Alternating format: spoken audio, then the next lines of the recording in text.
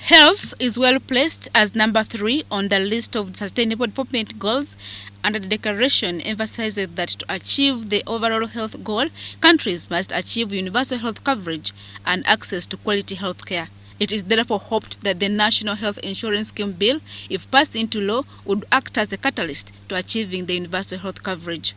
The country developed the National Health Insurance Scheme Bill that was passed by Parliament in March 2021.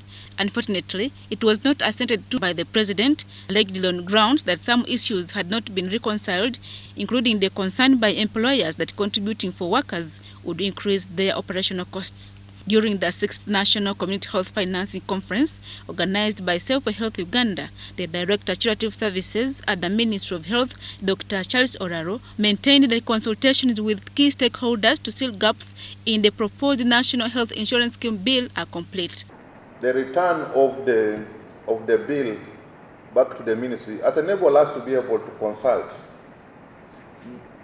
We've been able to engage the members of parliament, we have been able to engage the private sector, and I'm sure now that there is consensus. We will build a consensus, and I'm sure that many things which we have been able to get into a win-win situation. The rest of the other issues definitely will be in the regulations. The Executive Director, Save for Health Uganda, Frederick Makaire, stresses that if the country operationalizes the National Health Insurance Scheme, it will reduce on out-of-pocket expenditure on health care that stands at 40%. As people who are promoting community health financing, we are very much behind this because we see everyday struggles that families go through in trying to finance health care. It is very costly for them. We know that, of course, there is free health care in government facilities, but many times there are situations when they go there and the services are not available, drugs are out of stock, so they end up actually footing the bill. But the unfortunate bit is that many times when they go to the hospitals, they don't have the money. So either they don't get full doses, they forego services, or they don't get the medications at all.